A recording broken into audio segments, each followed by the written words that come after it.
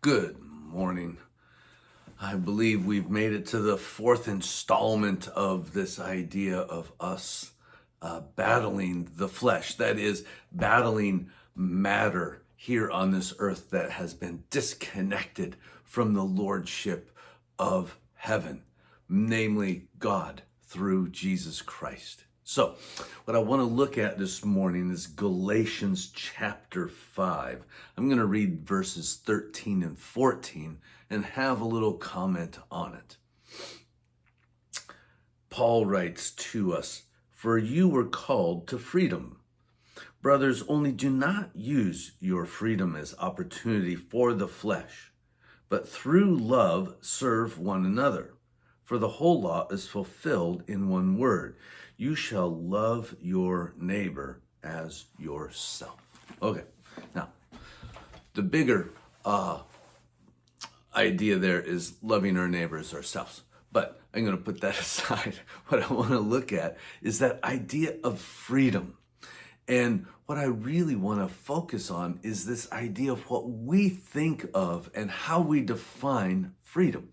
You see, the world defines freedom as oftentimes almost, well, let's say way too often, it thinks that freedom is being able to indulge the flesh to have what it wants disconnected from God. And the problem with that is this: it's not freedom, it's camouflaged captivity.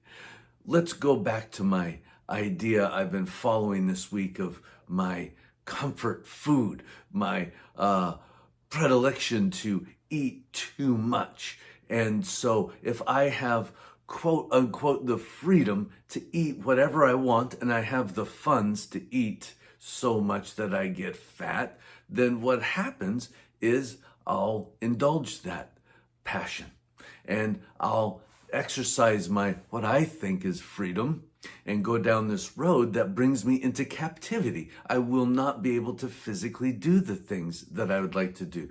In the end of my life, I will be relegated to hospitals and medical centers because I'm so unhealthy and out of shape and unable.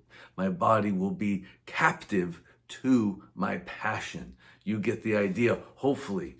So, objectively, the scripture teaches us that what freedom is freedom is our ability to answer the call that God has on our lives. And oftentimes that is going to take and demand a physical toll.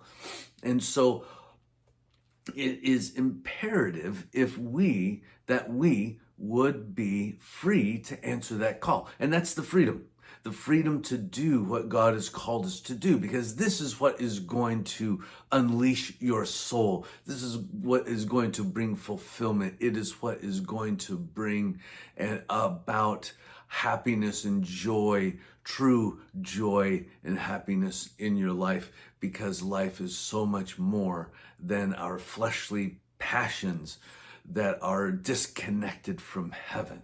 Rather, let's connect our passion to heaven that it might unleash our life down here. All right, guys. Well, freedom, what's it for? Well, inevitably, it is so that we would love one another, and to be free to love one another, to be true to these verses. We don't have to be. It really helps to be free in our souls. That way it expresses itself through our body. All right, guys. Well, God bless you, and we'll see you tomorrow. Have a great day.